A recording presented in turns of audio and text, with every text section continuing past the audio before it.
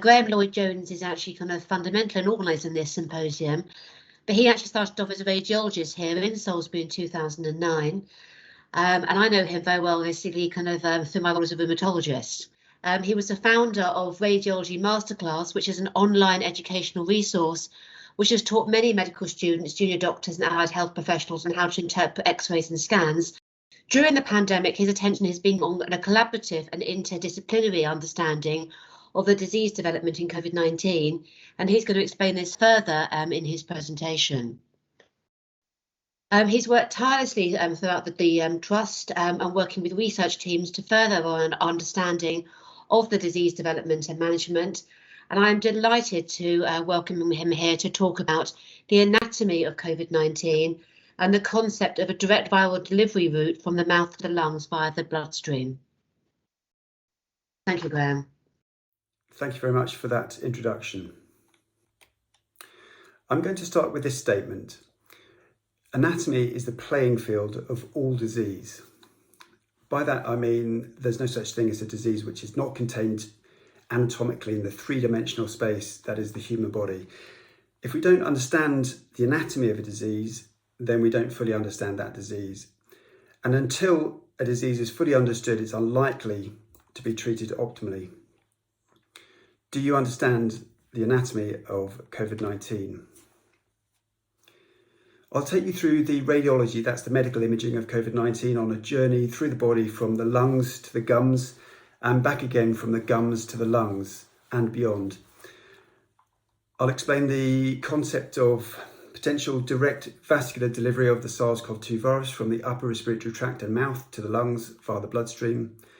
I'll discuss the potential importance of oral healthcare measures for those with COVID-19 and the reasons for the oral healthcare quality improvement programme we've initiated here at Salisbury Hospital with reference to the specific guidance we're offering our COVID-19 patients. I'll explain the concept of an oro-systemic circulation and why this might be relevant not only to our understanding of the disease development and management of COVID-19, but also to our understanding of the disease development of many systemic diseases of the body, including many we currently consider of unknown origin. And I'll finish with a wake-up call to the medical profession to see the wealth of evidence that now exists that poor oral health status, such as gum disease, is evidently a mediator of many important systemic diseases, either in terms of a causal relationship or in the sense that systemic diseases are worsened or prolonged by poor oral health status.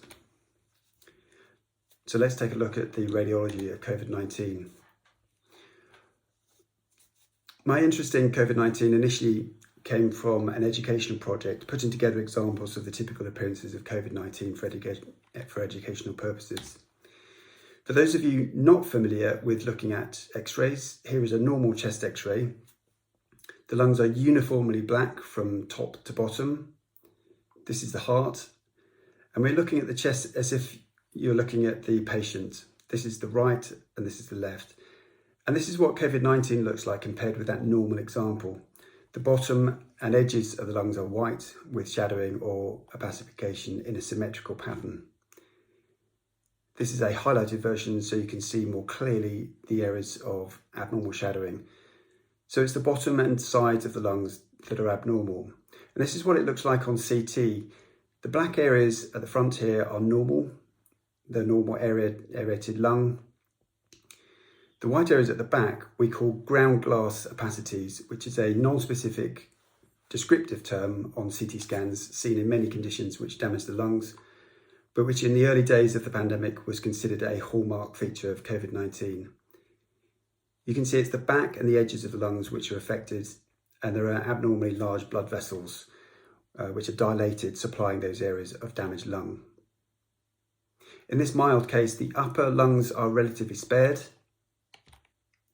It's the bottom, back and sides of the lungs where we see the damage, with enlarged blood vessels supplying those areas of damage, and the visible airways remaining open with no signs of inflammation. And the pattern of disease is consistent even in the most severe cases.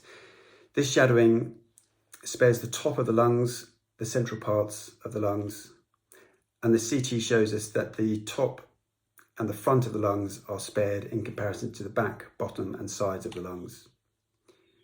Here we see abnormally large blood vessels, which is really the hallmark sign of COVID-19.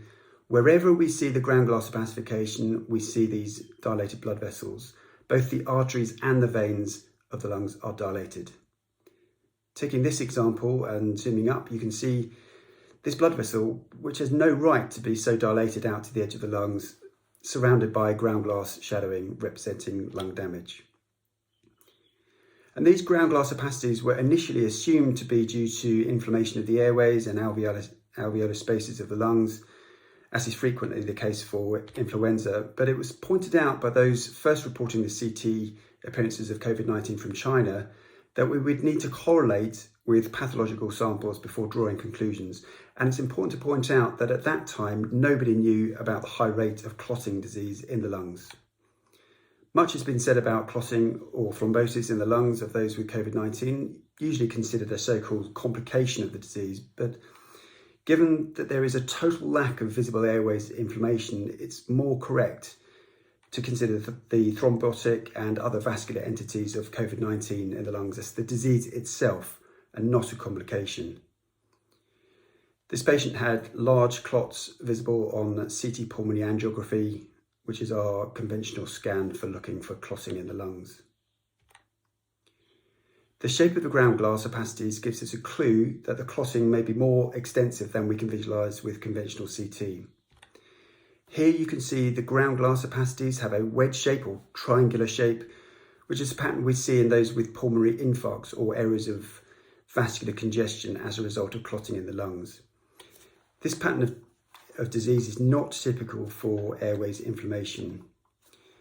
This pattern is described by some using the term infarct pneumonia, which supports the concept of the ground glass opacities being due to areas of vascular congestion caused by clotting and vascular obstruction and not a result of airways inflammation, especially as there's no sign of inflammation in the adjacent visible airways. This study showed that wherever clots are visible on CT pulmonary angiography, that there is a different distribution from that of conventional pulmonary embolus.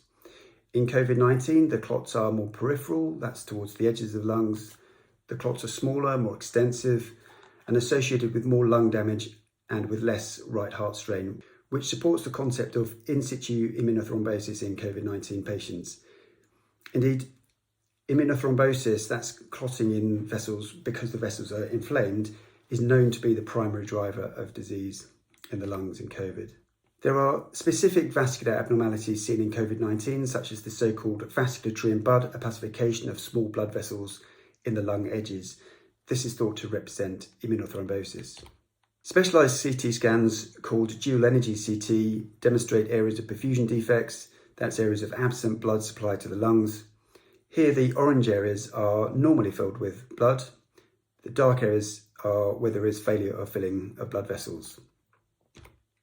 And as reported by Imperial College, these are found in distinct patterns of vascular distribution in 100% of patients, regardless of the presence or absence of visible clots on conventional CT pulmonary angiograms, which we would usually rely on to identify clots in the lungs, which is further evidence that conventional CT pulmonary angiograms underestimate the burden of clotting in the lungs.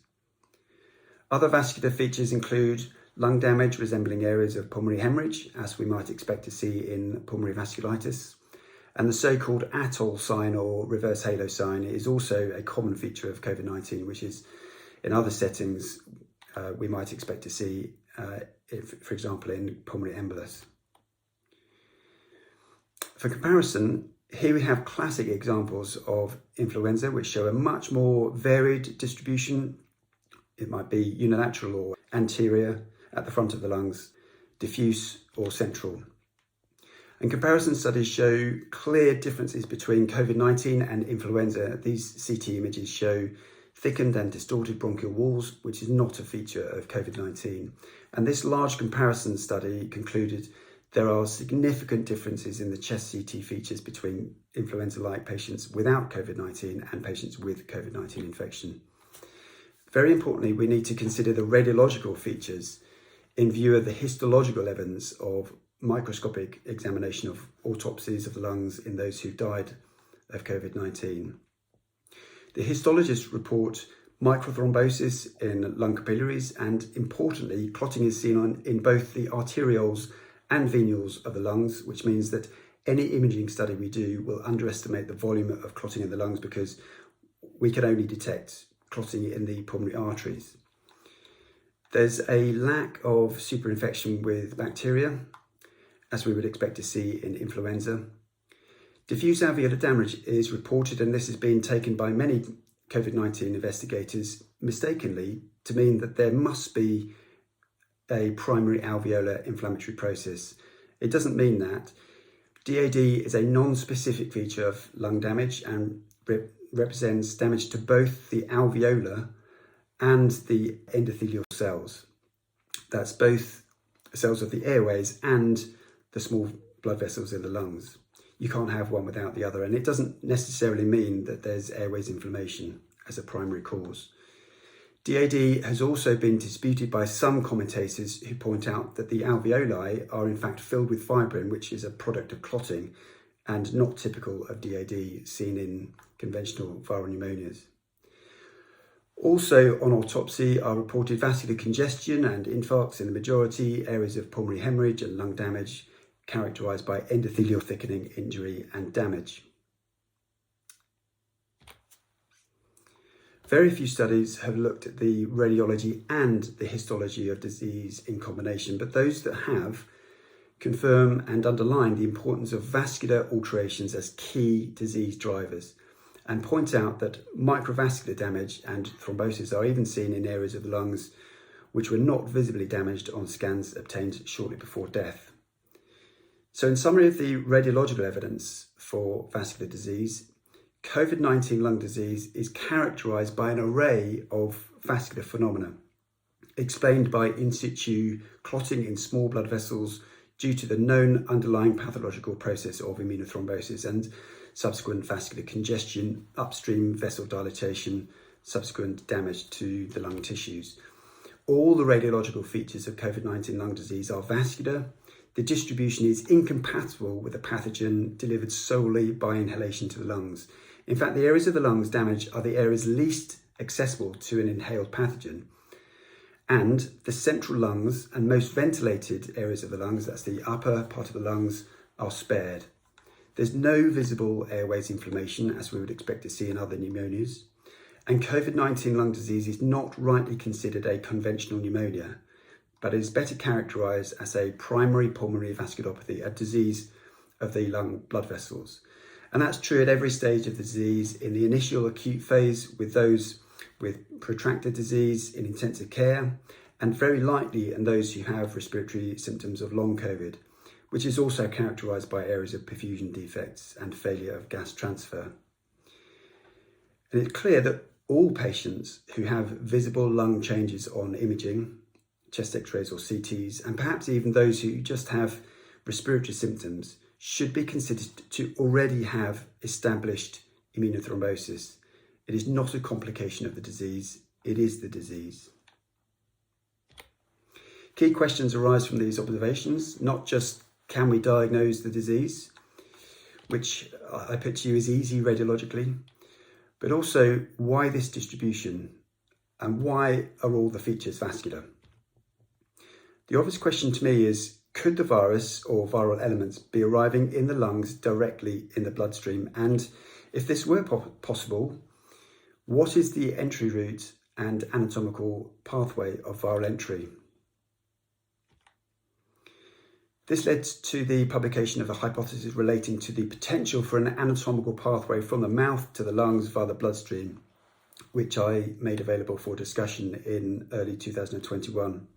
And this led me to teaming up with 3 experts in oral medicine, 3 periodontologists, to publish a formal scientific hypothesis, one of whom Professor Ian Chappell you will be hearing from later. In the proposed model, there is a viral reservoir in the upper respiratory tract and also especially in the mouth, with viral delivery over a course of illness over days or weeks. Thinking in simple terms, if you have bleeding gums, the virus, which is in high number in saliva, could easily pass into the blood vessels of the mouth. From there's only one path the virus would take. It would pass down the neck veins, the jugular veins, pass through the superior vena cava, which drains into the right side of the heart and supplies the lungs. And the anatomy is important. The circulation to the lungs is under low pressure, and so is gravity dependent. So the pulmonary artery initially pushes blood upwards. The pulmonary arteries then divide into left and right, and then double back on themselves, pointing dominantly backwards, downwards and outwards into the gravity dependent parts of the lungs, exactly to where we see lung damage in those with COVID-19. We already know that microorganisms can escape the mouth and take the same route to the same anatomical chamber in diseases such as infective endocarditis, which can be triggered by dental procedures. For those not used to anatomical description, let me use a plumbing equivalent. The nose can be considered a viral inlet with high expression of the ACE2 receptor on the cells responsible for the sense of smell, hence the loss of smell. This research group point out that the airways of the lungs, which are conventionally thought to be the site of viral entry, in fact express the ACE2 receptor in very small numbers. They concluded that the nasal passage is the first site of infection, not the lungs.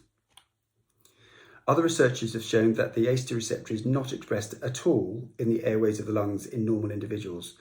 Although the virus is found in respiratory epithelial cells, there is at least some challenge here to the idea that the virus readily infects the lower respiratory tract by binding to the ACE2 receptor. In this model, the mouth acts as a viral reservoir with multiple cell types in the mouth being susceptible to infection and replication, like a viral factory. Interestingly, this in-depth study showed that the virus remains detectable in the saliva for up to 3.5 weeks in those who had no symptoms of COVID-19 and in greater than 2 months in some patients who were symptomatic. This is something I think which is not widely understood. This is the distribution of the minor salivary glands, which is a site of viral replication over the surface of the tongue, the inner surface of the lips, the soft palate and the fauces. From those cells lining the mouth, the virus enters saliva in very high numbers, such that a single teaspoon of saliva can contain up to 500 million copies of the virus. That's 500 million in a single teaspoon. Also, salivary viral load is reported to be a predictor of poor outcome, and this is reported to be independent of nasopharyngeal viral load, which is at the back of the throat where we take our PCR swabs from. This means it seems that there is something specific about the virus in our saliva that we need to account for.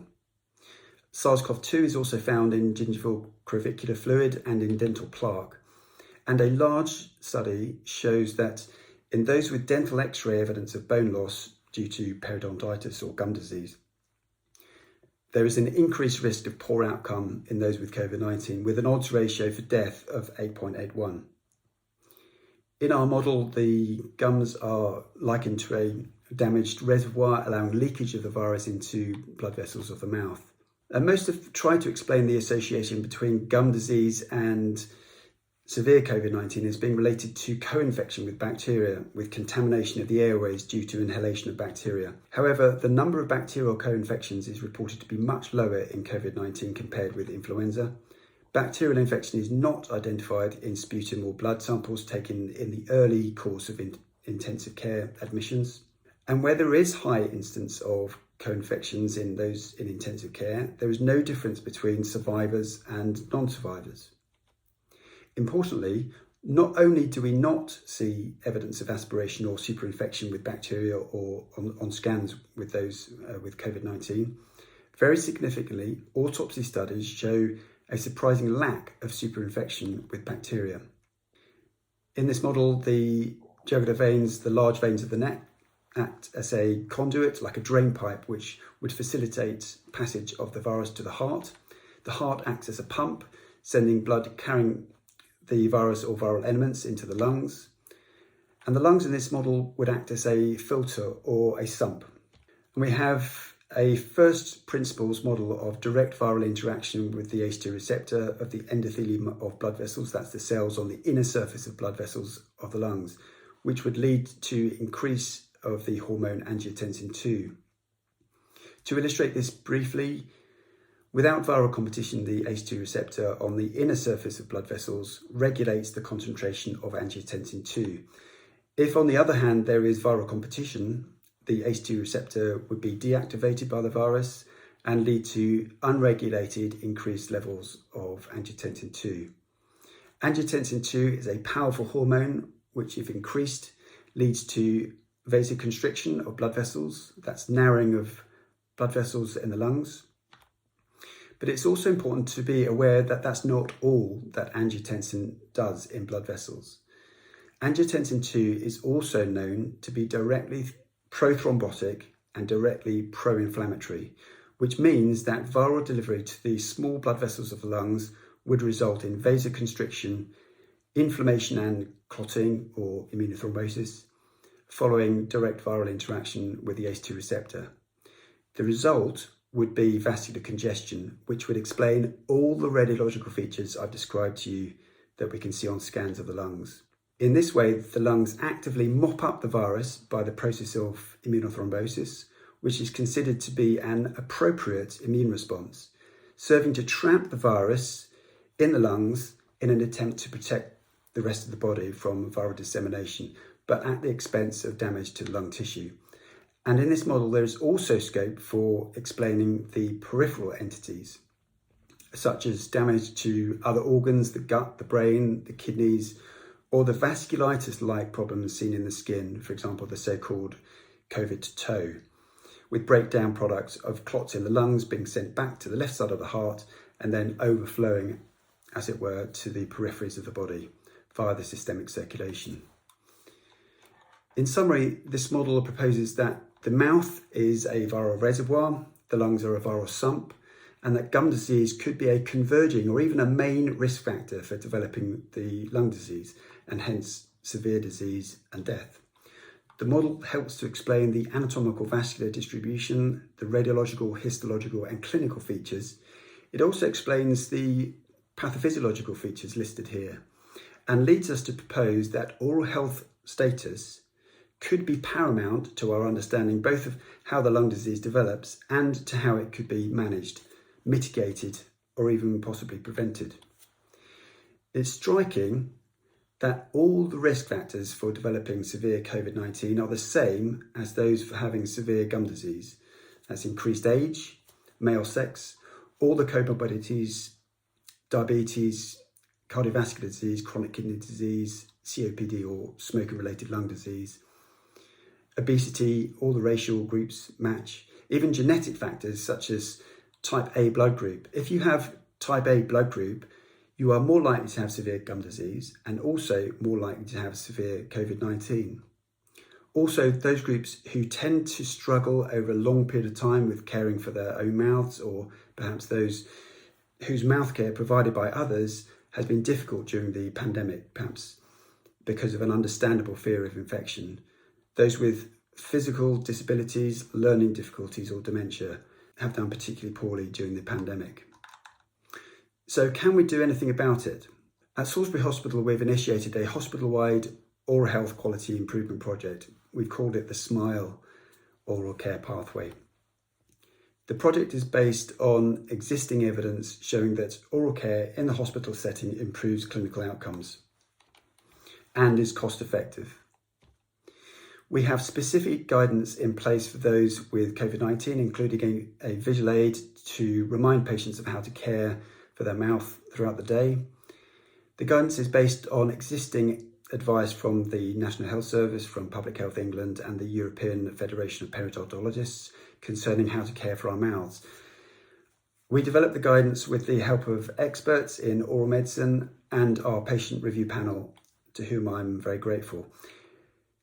It's available publicly on the Salisbury Hospital website. The patient information sheet gives some background along the lines of what I've been talking about and explains why we consider the guidance to be important. It explains what the guidance is. It's really straightforward stuff like making sure you brush your teeth and care for your dentures when unwell with COVID-19. And it suggests using a fluoride-based mouthwash for which there's already NHS guidance, which is relevant to all of us all the time. But as well as fluoride, the mouthwash we offer our COVID-19 patients also contains a specific ingredient which has been shown to completely eradicate the virus in the test tube in 30 seconds. This is a product which contains ingredients with an excellent safety record. It is cheap and readily available. We provided this to our COVID-19 patients for months and have also recently given a bottle to our staff. We make it clear to patients that at this stage, we don't know if these mouthwashes or the other simple oral hygiene measures we suggest will improve their COVID-19 outcome. So we give them the choice to use it. And I'm told by the nurses on the ward that we've not yet had a patient who's turned down the offer. There is a growing evidence base for the efficacy of mouthwashes, which has mainly been focused on the idea that if the mouth could be cleared of the virus for a period of time, then this may provide a window of protection from transmitting the virus from patient to healthcare worker during procedures, especially in the context of dentistry. But there's also evidence for the use of mouthwash for reduction of symptoms without contraindications and with reduction of hospital stay reported of 4 days. We based our choice of mouthwash product on the excellent work of Cardiff University, led by Professor David Thomas. We based this on their initial preprint study, which showed that specific mouthwash products completely eradicated the virus in the test tube. And I'm looking forward to hearing more about an update to that very important work from Professor Thomas when he presents to us in a few minutes. It's important to point out that the Cardiff group don't offer recommendations about use of mouthwash products in clinical settings. This was a pragmatic decision Salisbury Hospital took in the context of that wider drive for excellence in oral health care for all of our patients, highlighted by this potential for viral escape from the mouth with passage to the lung blood vessels via the bloodstream, as I've presented to you.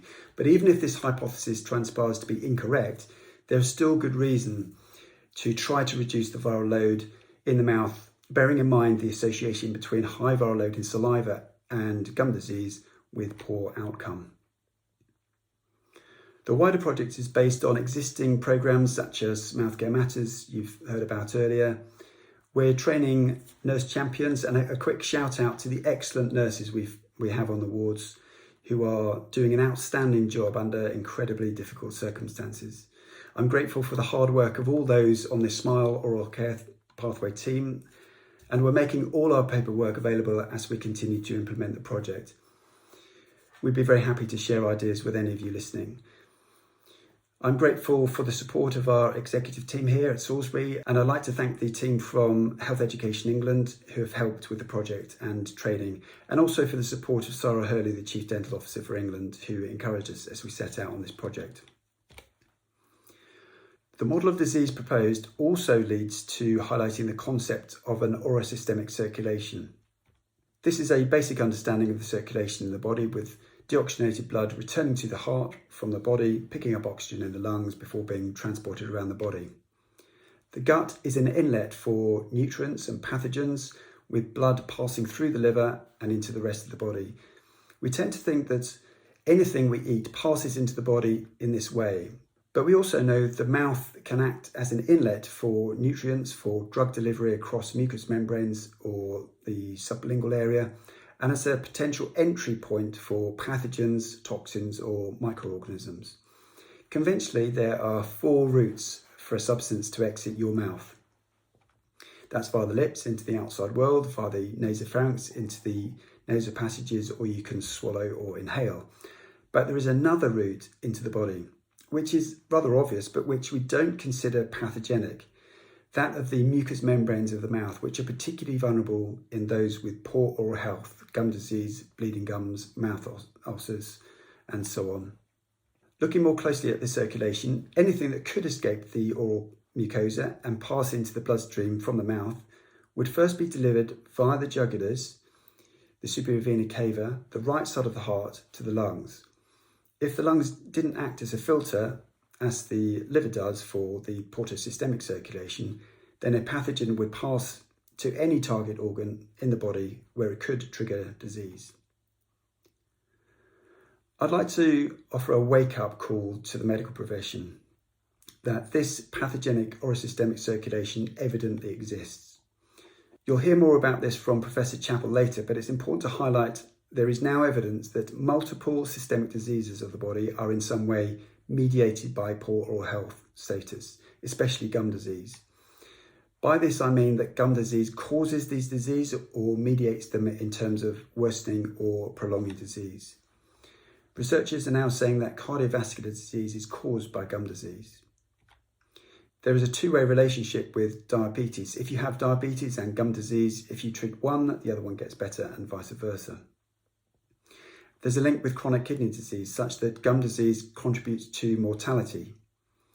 In rheumatoid arthritis, the bacteria Porphyromonas gingivalis, which is the primary pathogen of gum disease, the DNA of that bacteria is found in the inflamed joints of those with rheumatoid arthritis.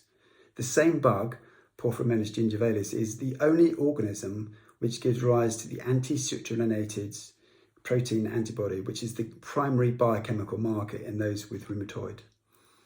Not only so, there's evidence that paying attention to oral healthcare and hygiene measures can result in improvement to outcome, both in terms of improved patient symptom scoring and also an improvement of biochemical markers of disease in those with rheumatoid.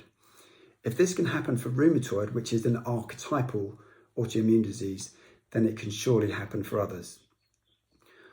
One last disease to mention briefly at this stage is Alzheimer's disease.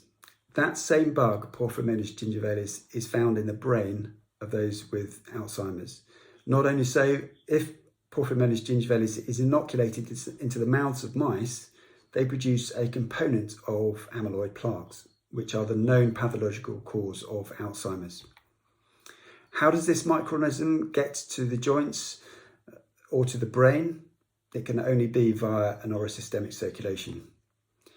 It is clear that there are some major systemic diseases which are mediated by poor oral health. I would speculate that any acquired systemic disease currently considered idiopathic, that's of unknown origin, could in some way be mediated by poor oral health.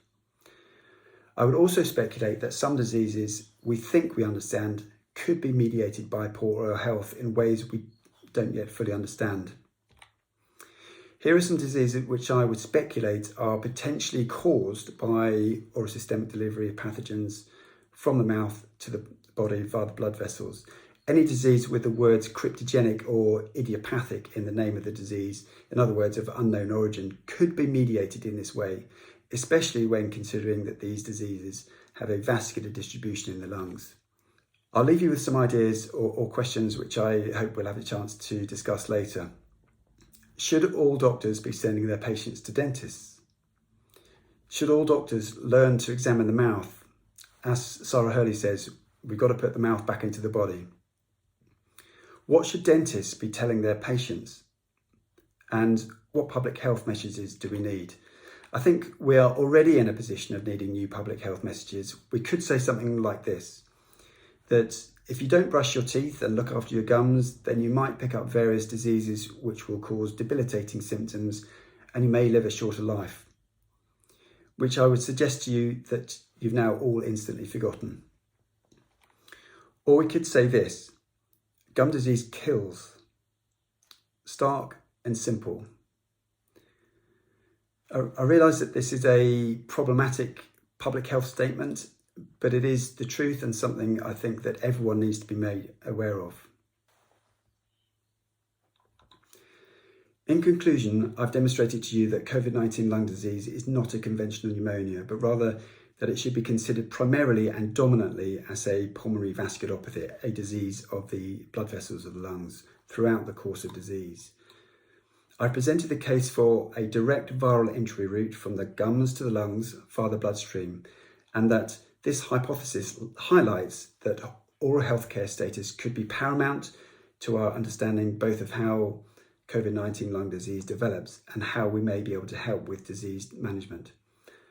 I put it to you, especially if you're a medic, that there is already clear evidence for the existence of an oro-systemic circulation, which is already known to act as a pathological pathway, which could explain many diseases hitherto considered of unknown origin. Of course, we need more research. I'm working with researchers trying to gain evidence of that direct vascular route. And I'm working with a group to extend the existing evidence of the benefit of oral healthcare measures in those with COVID-19. I hope also soon to start work looking at how oral healthcare measures might help with long COVID.